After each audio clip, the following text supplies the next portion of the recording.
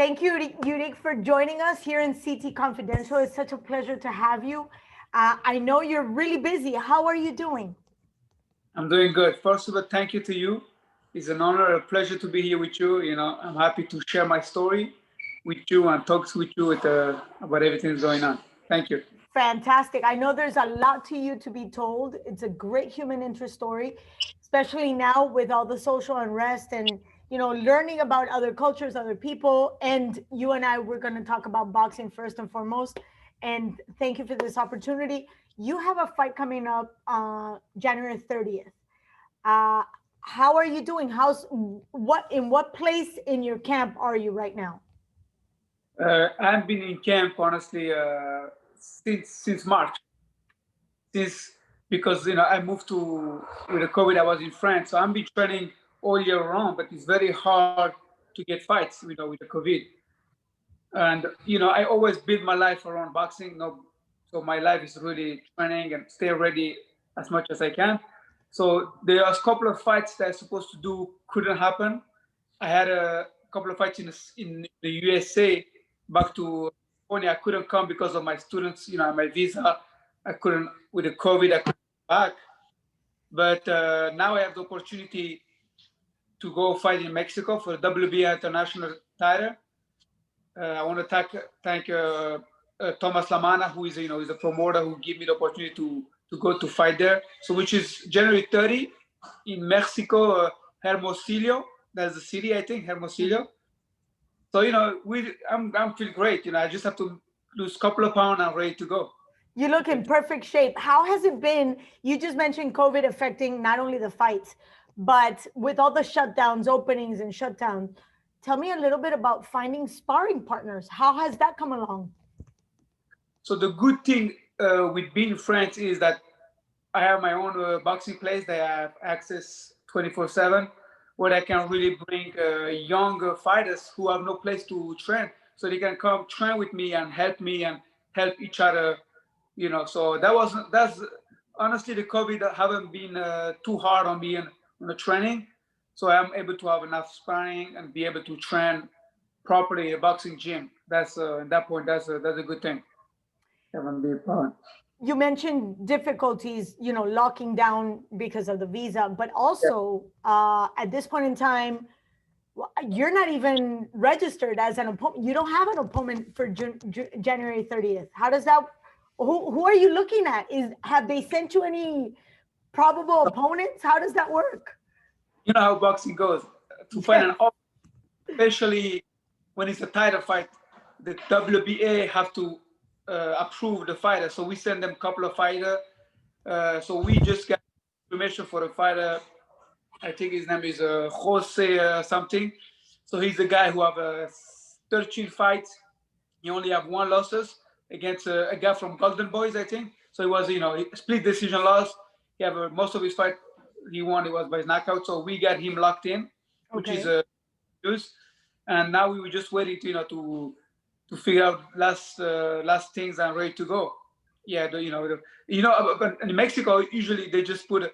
Sometimes you do the fight, the next a week later you have everything in box strike. It's like that is very true. That is very true. But I was a bit concerned because as I was searching for your fight coming up, there's nothing listed, no place, no location, nothing. It literally says to be determined. Everything. yeah. Have you heard of the arena where you're going to be fighting at? So it's called with the I don't even know in Mexico if they allow attendance. I don't even know how that works. But I know the place is called is like a sport bar.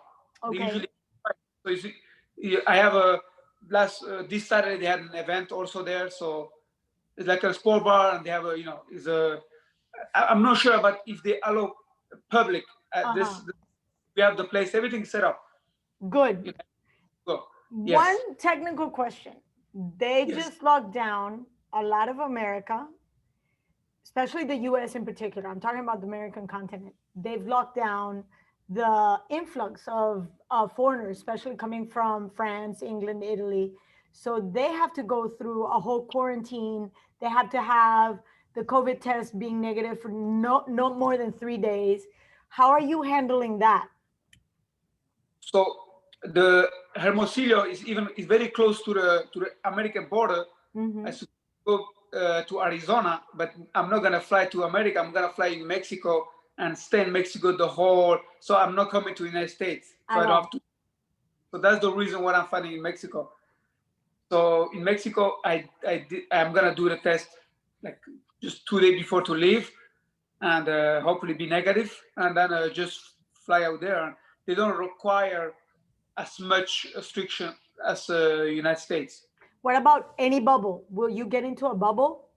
Yes. So get to the airport for 1 week. We just have to stay in the same place with the same people. You can't really go to a restaurant place like you can't get out. You have to just stay with the. That's the only requirement to be in a bubble with my team. Oh, not bad. That's like being in camp. Yeah, especially when I'm used to go to the fights, I usually just stay in a hotel and rest. I don't do any tourist after my fight. So it's nothing gonna change for me. So this fight is going to take place because it doesn't mention anything at 140 or 147. So it's gonna be on 147 this one. Okay. I haven't fought for a while, and also is between my last fight was a title also on WBA was 140, but I want to get a title which is a little more significant title at 147, so I can fight in the both weight class. Sometimes at 140 I can't fight as often because it's a little bit harder to make weight. I could do 140 and 147, so I can fight as much as I can and be busy. You're very muscular for 140. I mean, those 7 pounds make a big difference. Yes, like honestly, like my last fight I make 140. I was like 139, 138. But it take more time, and to make the weights. And with the COVID have been hard. I don't want to lose too much too quick, to affect my performance. What kind of statement do you want to make on January 30th? So from my last fight, which was a title fight, I don't want to just do a regular fight anymore. I want to do a better title fight. It just have to be title fights and step-up fights. So this is unfortunately the only opportunity we had is a WBA international fight, which is put me in a ranking, for WBA, which is great. And I want to have my name out there. It's gonna be my 13 fights, which is for some people it's not enough, but I feel very confident. And beside even experience, it's just all the support and all the motivation I have is now. I can't hold this too much. I need to find great. So I need to just get step-up fights, like So that was the only step-up fight was available for me, which is a title, which is a great opportunity. Very respectable. My thoughts about fighting in general, I've always said that behind every great warrior, there's an extraordinary cause. And you've made enough sacrifices in your life. So just waiting a little less than a year for a fight must not be a lot for you. You just mentioned your cause. Let's talk about being a Yazidi. I gotta be honest, I did not know about Yazidis in general until I read about you. What does it mean for you to be fighting? And I love the title. Why is it so important for you to represent your religion, your belief, your core? Like you just said, there's many thousands of people who don't know about the Yazidi. So this is already a win for me, that the fact that a new person know about it, that's the first step. That's how we start. You can't change something that you don't know, right? And I know that from the day one, like I started boxing, honestly, boxing was just a passion. I like it, but I wasn't thinking they're gonna be as serious as I took it. But I realized that boxing give me still the platform and the opportunity to bring awareness for my people, right? In the sport of boxing is a sport that people respect. So the fact that I step in a ring and these people, they are fighting their life, they're losing, they're losing life. And the closer things get closer to them is somebody who fights physically for for living. And this is me, and they respect that I really go in the ring, I fight, I go in the ring with Yazidi flag, Yazidi song. A lot of people, they think like I'm doing maybe too much, but I believe that if I do something, I need to be able to have the Yazidi part of it. Because for me, the most success is not to be the world champion. The world champion give me the opportunity to speak to more people, right? More goal is to people to know about the Yazidi people. Because unfortunately, in we don't have any athlete on my level, who can, because we are a very small community. So I have all these young people who look up to me, who are aware that no matter where they live, no matter what they go through, life, we don't choose who we are or where we're born, but you can choose what you want to do and the choices that you can make to go forward. So, I do a lot of, I'm not going to say, I don't want to say an example because, I don't believe that I have a perfect example, but I can show them a road that they can go to be successful in life. Just believe in yourself, work hard, and most importantly, believe in yourself. You know, Yurik, the fighting pride of the Yazidis, how much responsibility? You just mentioned I'm not perfect, but that's a whole lot of responsibility. Like one time somebody said the pride of East LA, the pride of Oxnard. Now we have somebody like Jose Carlos Ramirez, who's fought for the people that work in the agricultural world in California. They carry a whole lot of responsibility, and it's a fine line between being a fighter and focusing on fight and just walking into the ring and knowing that you have to win, and then the destruction that comes with that responsibility. How do you balance that? so you see, I see this differently. For me, all this support is a fueling me. It's not a distraction. I don't take this as a distraction. It's if that push me, that motivate me more than more people texting me or sending me a message or wishing me be successful. That's what make me be stronger. And I believe it's like a part of me. If I take this away, I wouldn't be who I am. So everybody have a motivation in life. It can be money, it can be success, it can be everything. And I believe my motivation have been driving from making people be proud to be Yazidi. Is Awareness. now a lot of young people who can say, "Oh, I'm Yazidi," like Yurik Mamedov, and now they before the Yazidis are they're in a bad situation. They were scared to say the Yazidi. A lot of people they still scared, but I want to show them that you can say you are proud to be Yazidi, and I'm making them be proud to be Yazidi. And this is a not a distraction, but that's a Motivation. tool. Is my motivation. Yes. So let me, you mentioned something as we were texting back and forth, that your people have no land, and today in this day and age, that's overwhelming to say the least. In my heart of hearts, it made my heart sink a little bit. So let's backtrack. You were born in Russia due to the fact that your parents had to flee, but originally your people are from Iraq. Yes. So can Yeah. you give me a quick rundown of how that is and how you ended up in Armenia and then France and then New York, and literally between you and I, what do you call home? So let's start Yeah. from the beginning. So the Yazidi, most of the people that's back in like very very is one of the oldest religion, like ethnicity. So most of them our temple is in Iraq, but Iraq is like Iraq is a Muslim country. You have Iran, you have Syria, and the Yazidi we are our own belief. And then one of the main reasons why we suffer like 74 genocide is because the Daesh, the ISIS are pushing the Yazidi to convert themselves to Islam, right? So that's the main reason why in 2014 everybody was killed, because my people refused to sell their soul. They decide to stay who they are. So back in the 80s, the grandparents they moved to avoid this kind of terror. So they moved to Armenia. Armenia was a place where they were feeling safe, where my parent was born, and then with the Turkish genocide with the Armenian in 1915, which was also a very hard time. and my parents, they was living between, like in a mountain between Armenia and Turkey. So they had a lot of suffer. So they started to move to Russia, where I was born. And then when things got back to normal, they went back to Armenia. And then when we start to be older, they, not even for them, but for a better future for the kids, they decided to leave Armenia because they knew that there wasn't no any future for us.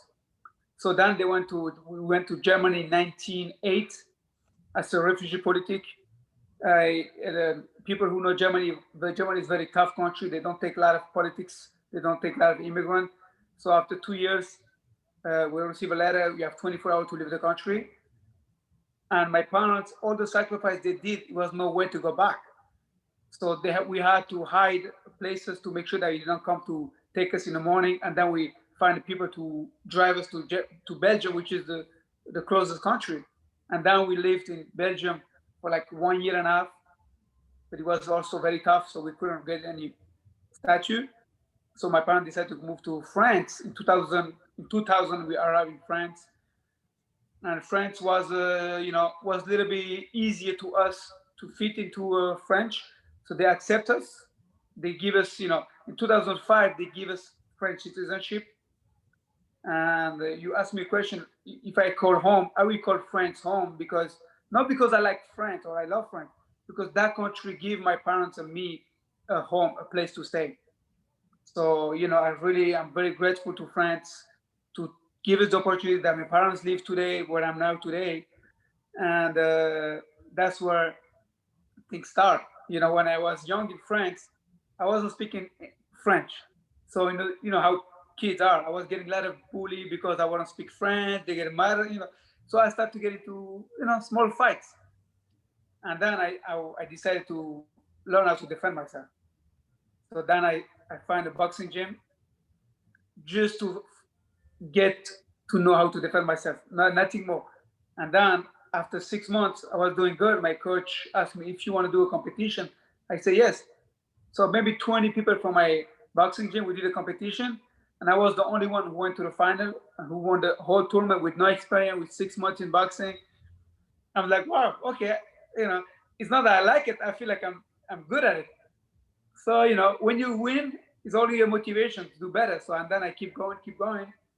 After 6 fights in France, my boxing gym give me the opportunity to come to New York as the best athlete of the city. You have the opportunity to go to New York. So I come to New York, where I met my coach, who is now in New York. The first day I was in New York, I just loved New York. First of all, America, the respect for boxing. When you mention that you're fighting in New York City or in the United States, they respect you. Not here. So I felt like I was respected for what I was doing, and I loved it. I came back to France. I worked for 1 year, saved as much money I could. I was 19 years old, took my bag and left to New York. I was 19, by myself, 19 years old, just a couple hundred in my pocket. And I said, you know what? All my life, I travel. I was get used to it. So I'm going to do it by myself. If my parents did it with 4 kids, I would be able to do it by myself. So then I moved to New York. Here we are. In my best friend, chapeau, chapeau, chapeau. Merci. Non, je t'en prie. Merci à toi. Fantastic. It's a fascinating story. And that is the story of the typical immigrant. Yes. And at this point in time, it's tough. It's tough to be a fighter. It's tough to be an immigrant. And I'm highly impressed by your joie de vivre. You're just zest of life. How do you keep that sense of happiness? Because all I've heard is struggle, struggle, struggle. So, the thing is, like, when you go through things in life that make you who you are, you remember that without this, I wouldn't be who I am. So for me, the struggle have been part of me. Like, literally, that built my confidence when I get into a ring. That built my strength mentally physically when I step in a ring. So I believe if I wouldn't have this experience, I wouldn't be, I'm not going to say a good fighter, not technically, because technically you can learn, but mentally I wouldn't be as strong because, you know, I'm in boxing for less than 10 years. I only had like 20 amateur fights. But the only reason I'm still here in professional, I'm doing okay, is because mentally I'm enough strong to fight somebody who is better than me skill wise. So, you know, so, and I feel like every day I wake up, I'm happy to do what I do, you know, and boxing gave me the opportunity to make a hobby a job, which is, you know, which is what I hope to everyone. I hope everyone can, his job can be his hobby, because I heard a thing saying, if you like what you're doing, you will never walk again. I'm not really walking. I'm going to the gym like people go to work out. You know, I go to the gym, I spar, I clean. So it's my life, and I love it. And I have to be aware of the people watching me, right? Instagram, social media. I can't be showing things. First of all, it's not that I am or not, but I can't be showing things that people will be depressed or be jealous or be, you know, arrogant. I, First of all, it's not my personality, and the second, I wouldn't be doing that because I know that people watching me, they still where I start from. And Fascinating. I'm sorry, go ahead. and there's one thing, you know, Dola, I spend every day maybe an hour to answer to everyone, because I remember when I just came to New York, I text a couple of fighter professionals to ask them advice. How many times a week you run? What do you eat? These fighters, they never answer me, and I still today I hate them. And so one of them, I met them and I told them, you know, but they don't know. They have so many followers, but the fact that this person didn't answer me, I felt so bad until today. So I don't want to be that person. So I spend really honestly hours a day just to answer people. You know, I don't want to be, I don't want them to feel what I felt when I was younger. So, you know, I try to be very close to my people, which is very important. You just don't want to be that guy. But Yes, because I know how that feel, you know. yes, but you do understand that you're opening a door that you might not ever be able to filter. And as much as there's good things coming around, there could be hard things to come around. Um, Among those people that follow you, how much of that is criticism at all, if there is any criticism? Honestly, never. Like the only criticism would be, oh, why you knock them out, you should knock them out earlier, or like this. Like honestly, there is nothing like, I don't know, you know, maybe nobody sent me a text like, there is people jealous, but I never felt anything negative. Even something negative, there's always something positive that I can take away from it. So it's never critics. It's only good for me. Mm-hmm. Like not only good things. Like people who say me, oh, you should use more your job, or you should move your head. Those are good critics, you know. Okay. Even though somebody who never box is telling me, I'm like, you don't never box. It's okay, you know. He's right, like, you know, like that's what he see. Okay, like, there's nothing. If if I start seeing the negative, then I would be focused on the negative things. So I don't want to even think about it, you know. And let me ask you one more question about, I've seen it spelled Yazidi or Yazidi. Which one is the proper way to say it or write And it? as an American, is a Yazidi. Uh-huh. In Eastern Europe, Russia would be Yazidi with a E. Then okay.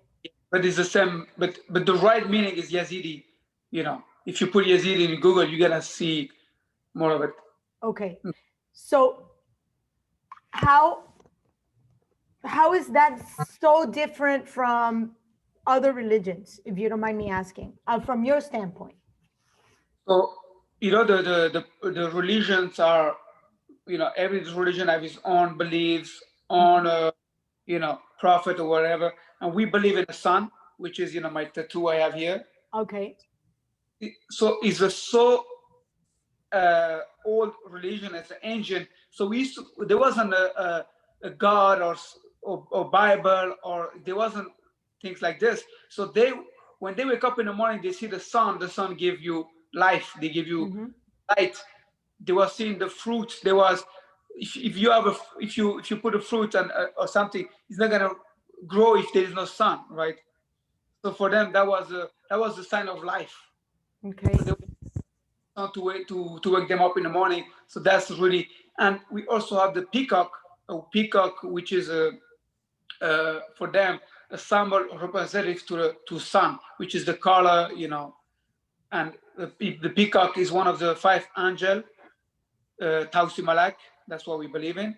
So it's really, really, like, if you break down the Yazidis, you wouldn't put it in the same case as a religion, because it's like Buddhism, like, kind of, it's like really what they see than what is written down in the book. It's a way of life. Yes, yes, that's most of, and for, like, today, people who live in Iraq, some of them follow a little more closer to the Islam. People who live in Armenia and Russia, they will be more a little bit close to Christian, Orthodox. So they try to adapt to them, but we don't really have like a book to go. It's more like to voice, like your grandparents tell to your kids, you tell to your kids, and unfortunately, he can go so far, right? So I personally don't.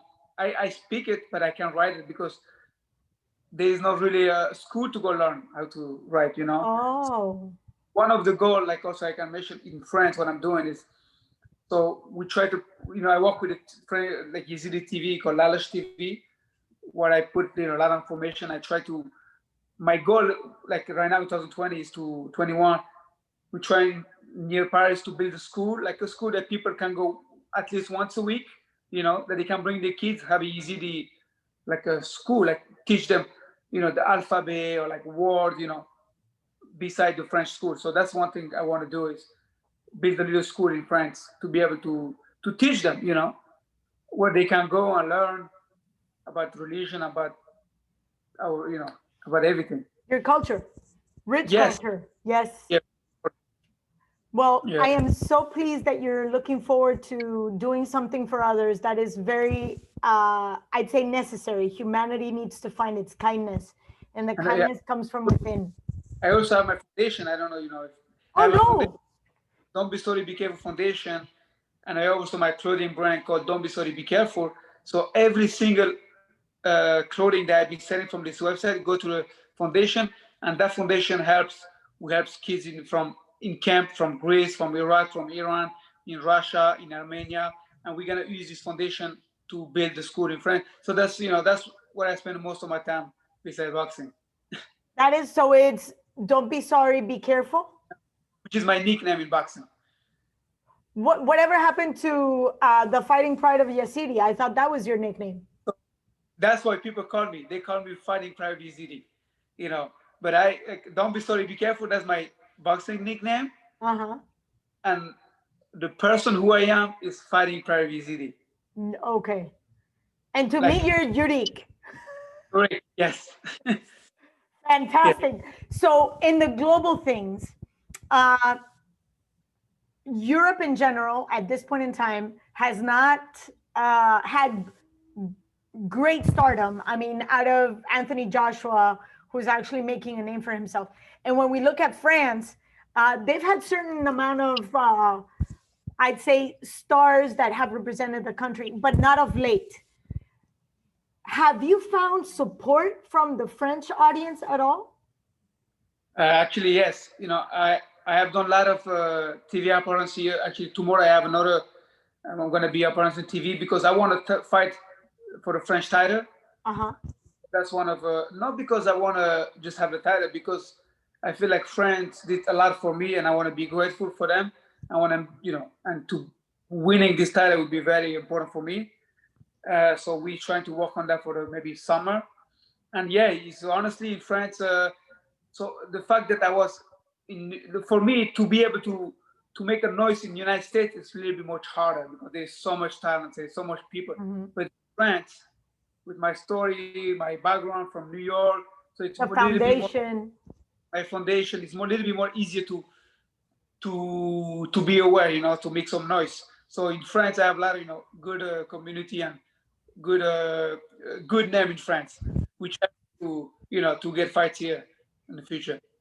You did say that in order to make a big name, make a splash, you need to make noise here in the US. And when we look at 147 in particular, which is your upcoming fight, we have the Errol Spences, we have the Bud Crawford, Keith Thurman. I mean, the division is so stacked. When you think about coming here to the States and making noise, these are the names that you're looking at. Is there one in particular that you'd like to face? So, like, my goal now is to fight at 140. Uh-huh. I had opportunity to fight at the zone. It was back in March, I think. Yeah, I had opportunity to fight Ivan Baronchek and the zone it was in Washington D.C., I think, and Yes. the car was canceled because of the COVID. So I had big name in 140. For now, it's I'm focused on 140. I have been having a lot of good sparring in New York City. With 140. Russia Hutchinson, Joshua Vargas, like Chris Colbert. That's my teammates with Rosieres in Brooklyn. So we've been. So I have been sparring with these people. I have been around these people. So I know that I have the level. It's just that I don't have the right promoter or the right platform to be able to fight in that platform. That's the only thing. The fact that I'm not American, I don't have a big background in boxing amateur, but I did the Golden Glove. I won the Golden Glove in New York City. But like kids like Russia Hutchinson, Joshua Vargas, they did the Olympics. Like they did a lot of, so they have a good promoter behind them.